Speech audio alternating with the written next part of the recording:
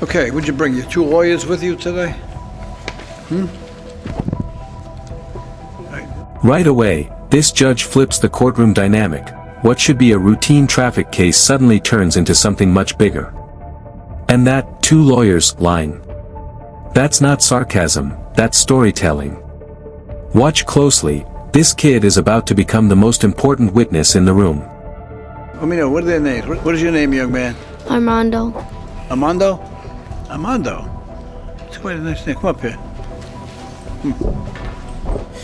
Armando, come here. Tell me, where do you go to school? You don't know the name of your school? No, wait. I'm talking to him. Where do you go to school? Lillian Sackett Street. Oh, Sackett Street School. Okay. And I'm the truant officer. Did you know that? Why aren't you in school today? Because I had to come with my mom. You had to come with your mom. Oh, why didn't she drop you off at school first? Because she wanted us to go with her. Oh, okay. You gonna drive the kids to school after you leave the courthouse? I don't speak English. All right, get an interpreter. Interpreter?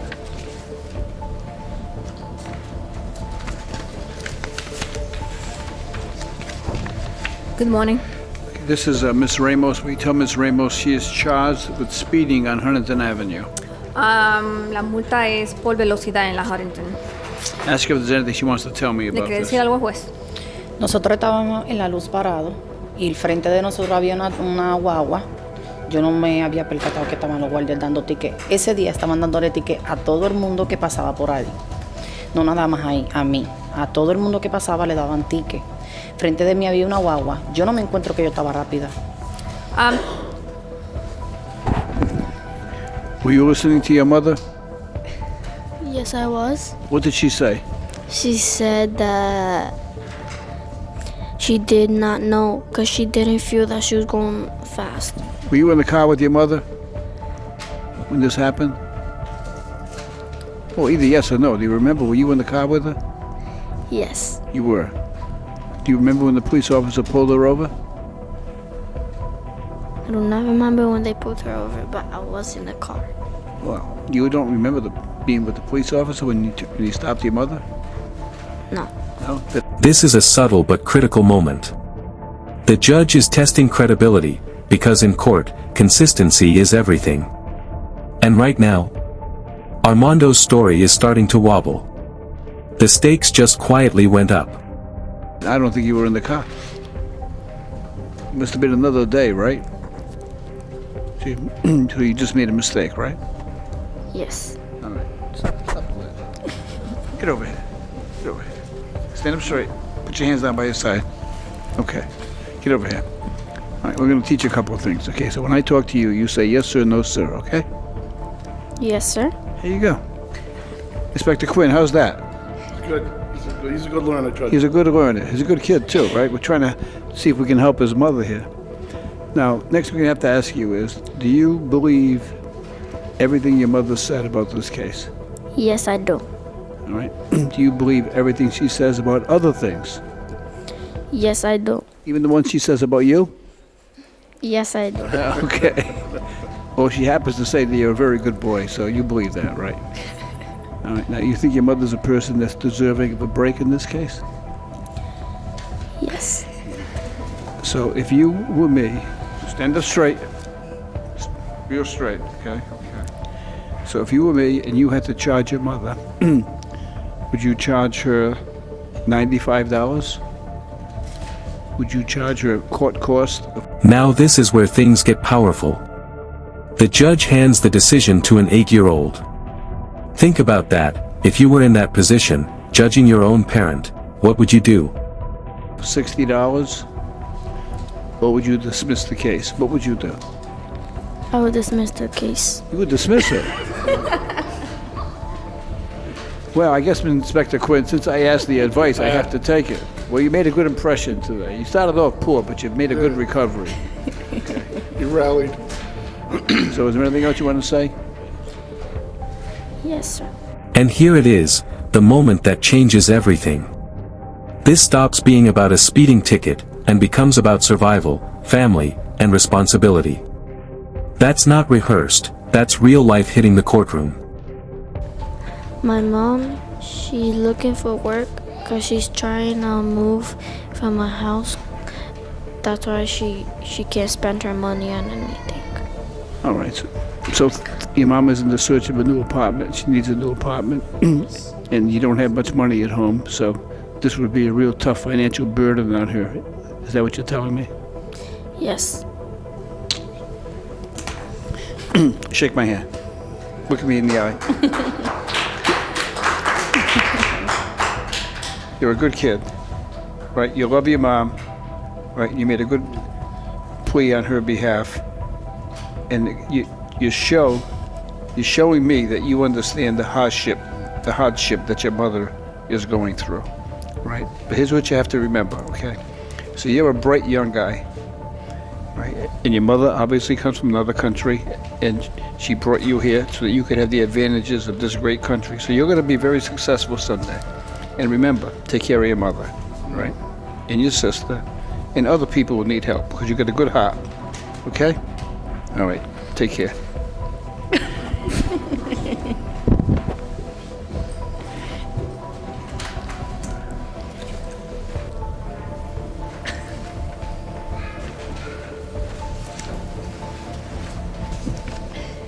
Okay, the case is dismissed. And just like that, justice meets compassion. Legally, the judge didn't have to dismiss this, but sometimes, the law makes room for humanity. That's what makes moments like this go viral. How many 8-year-old children have the maturity to be more worried about their mom than they are about themselves? Not many. Armando is a rare and special young man, and so is his mother, for instilling in him such a strong sense of selflessness. I know their family is struggling right now, but seeing how that mother is raising her children, I feel hopeful that they will end up just fine. You have 3 unpaid parking tickets, Washington, Windmill, and 5th Street. On Washington Street, I paid the meter, but it ran out, and by the time I got back to the car, I had a ticket on it. The meter expired? And when I got back, I had the ticket, and I just had a stroke, like back in May.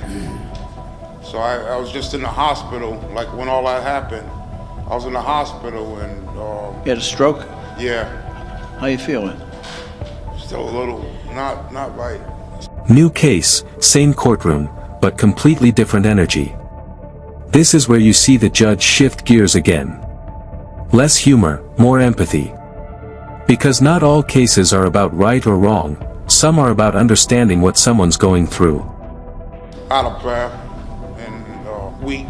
You know, my left side is weak. You want to sit down? No, I'm all right. Okay. I'm all right. Yeah, I'm okay. Yeah. The other 2 tickets, I was over at the Fatima Hospital on East Side. No, that's Miriam. Oh, okay, Miriam. And I parked where it says 2-hour parking.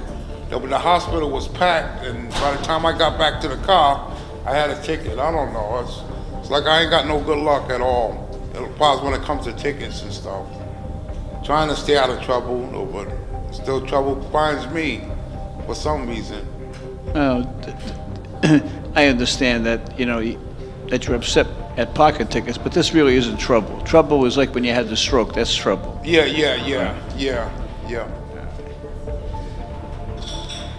You're not working? You're working? No, I'm on disability right now. Social Security. It's $30. Okay. All right, good luck to you. Thank you. Thank you, sir. When I render a verdict, I really try to consider all of the circumstances.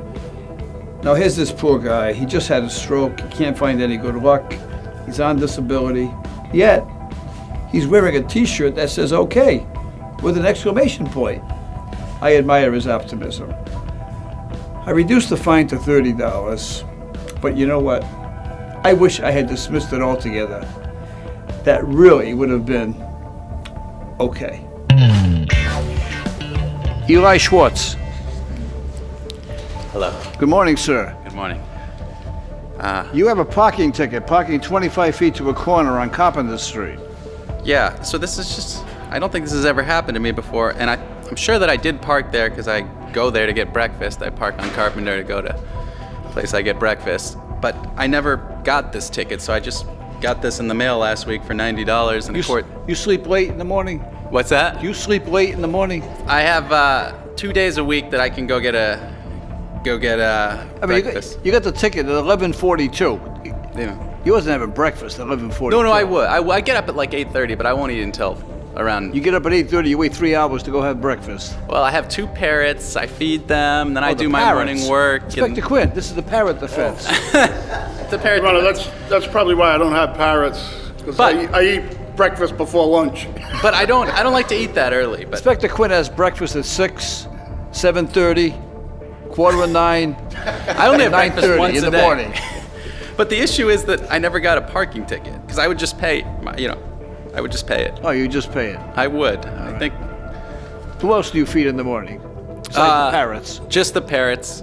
One of them's actually a bit sick, and I have to. Oh, this is a sick parrot. I can't take it. Inspector Quinn, he's tugging at my know what? heartstrings now, the sick parrot. Your Honor, I'm gonna have to issue a subpoena for the parrot to come in and testify that he never got the ticket on the car. The parrots are not, really the issue because even if I'd gone earlier, I probably would have got this. Mr. Schwartz, Yeah, seriously, yeah, do the parrots have names? they do. Oh, what are their names? Chico and Missy, the 2 parrots. Chico and Missy. Yeah, Oh. we adopted them. They already had their names, so. Did you do that through the family court, or you did it for you? Not through the family court, no. All right. So the ticket was a $30 ticket. Now it's $90. Yeah, that's what I'm upset about. Yeah. All right, but you would have paid the $30 if you got the ticket. Right? I would have. Ticket was issued. You drive a BMW. Yes, sir. All right, I'm going to waive the $60 penalty. Thank you. Right. That'll give you more money for Missy and what's the other guy's name? Chico. Chico. Chico's the expensive one. All I can Chico's expensive. say is he gets up at 8:30 and then he feeds the parrots and then doesn't have breakfast until 11:42. These parrots must have one great appetite. Let me tell you. It's $30. Good luck to you. Thank you, sir. You save $60.